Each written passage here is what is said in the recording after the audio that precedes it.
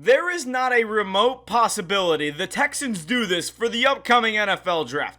I mean, call me crazy, but I feel like I've seen it all, and this article makes me feel like, hey, let's just try and throw the most nonsensical argument out there for the Texans to basically go up in the draft. And I don't think it's ever going to happen, Nick Caserio, unless a specific player is sitting there that he wants to trade up for. I don't think it's ever going to happen. We got a lot to break down, and this is going to be a fun video to do. But first things first, we are very close to 1,000 subscribers, a huge milestone on the channel. If you would, hit that subscribe button, it means the world to me. Appreciate all the support on the past videos, and drop a comment for me about Texans in general. Really love reading the comments. Feedback has been unbelievable, so appreciate everyone watching. First thing, apparently here's what we think is going to happen. Barnwell proposes a trade for Houston to send the number 25 pick, a second-round selection, and a third-round selection to the Dolphins for the 13th overall pick, and they'll have their choice at a weapon. Why would the Texans ever give up a second and third-round draft capital when you have so many other needs? You need offensive line. Yes, you need a weapon, but at what cost? Would you just trade up to 5 and say, oh, maybe Tyler Warren will be there? No. You don't do something nonsensical, ridiculous. Nick Caserio will not do this. The one crazy thing that Caserio pulled off was the Will Anderson trade. I couldn't believe that. They took C.J. Stroud, the pick after, let's trade up and go get Will Anderson. Why not? So that was very crazy, but I just don't understand this article right here from Sports Illustrated. It makes absolutely zippo sense. So I don't know. I love Tyler Warren, don't get me wrong. But why give up a second and a third round pick? It just doesn't make any sense. I don't even care if it's a second next year and a third this year, or whatever the cost may be. It's just not a smart move, and it makes zero sense to me. The Texans trade up to 13, and then they'll have their pick at Tyler Warren, Tetairoa McMillan, Matthew Golden, who might just fall to 25, so what's the point of trading up? This is so frustrating.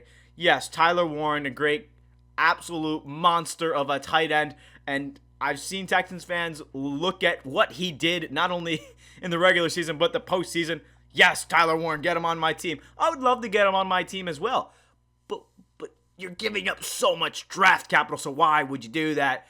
6'6", 257 pounds, first-team All-American, a monster. First in receptions, first in yards. I mean, you know the player that you're getting, right? This guy is unbelievable. I think at least a top 15 prospect, top 10 if you want to go that far. Which was just funny because I've seen some analysts break down that Warren and Loveland are kind of like mid to late round first picks because of the production that they put on the field. But overall, I feel like Warren's athletic ability, his blocking ability is really strong. I wouldn't mind the Texans getting him.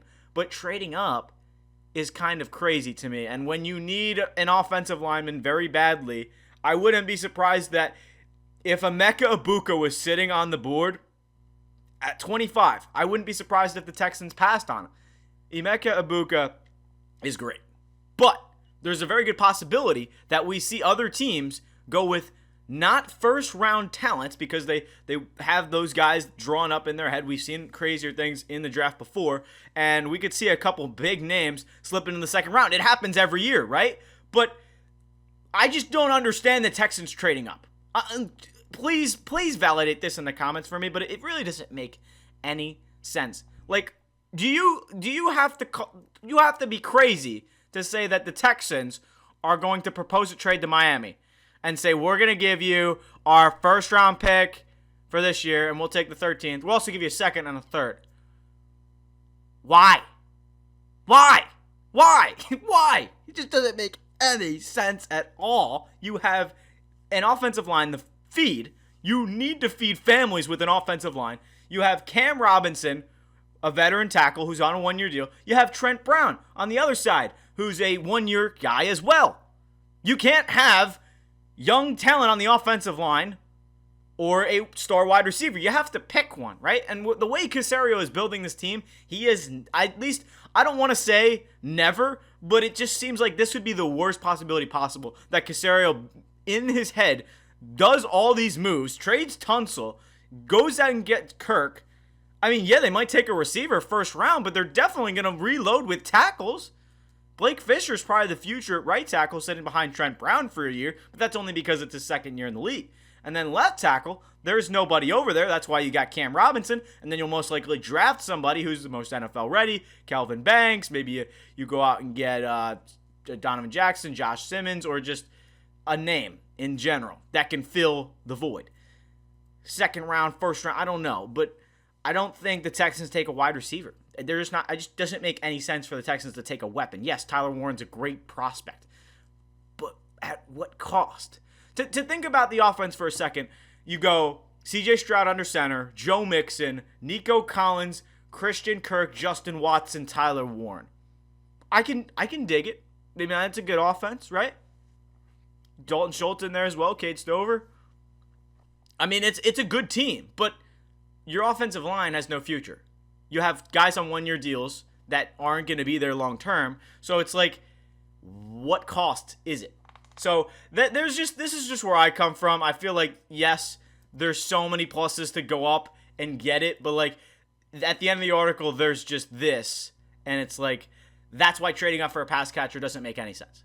The Texans need offensive line. They need it badly. The only thing they might consider is if Emeka Egbuka is there at 25, and then Matthew Golden as well.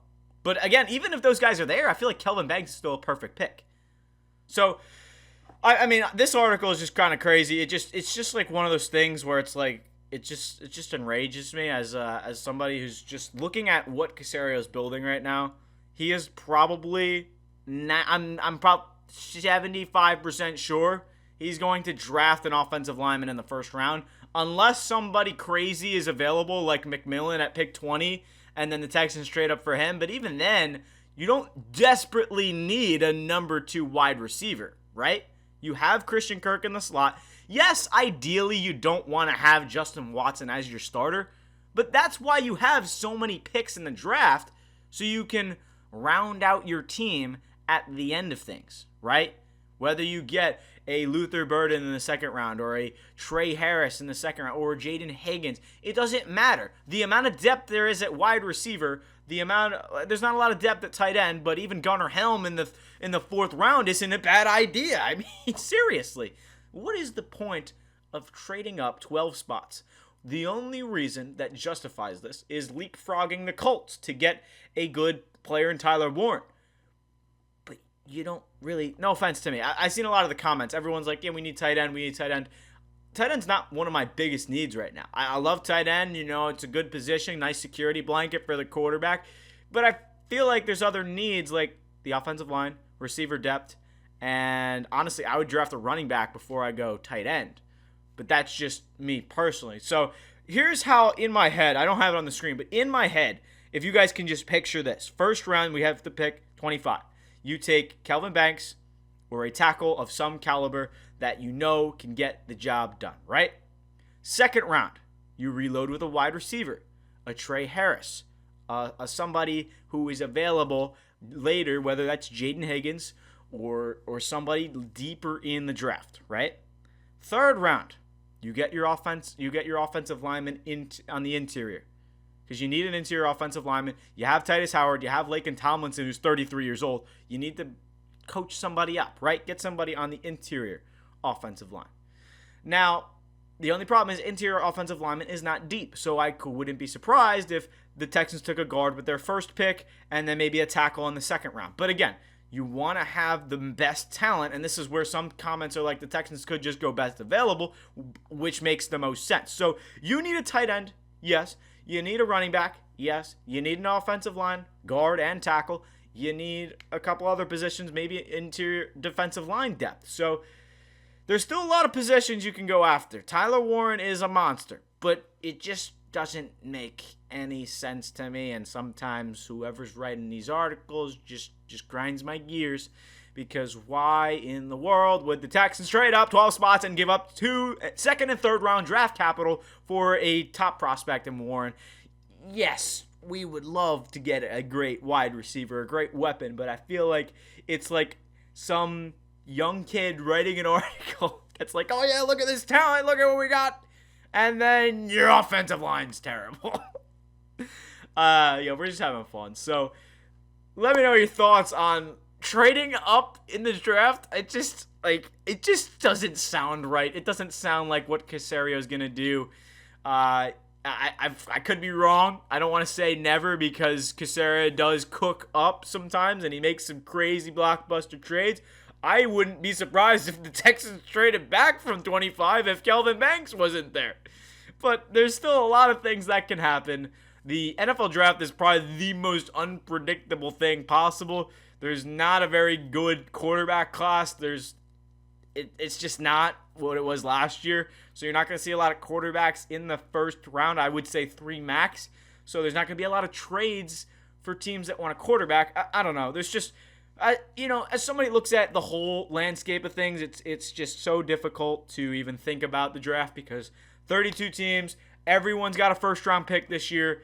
Everyone's looking at the draft. So it's just a lot's going to happen.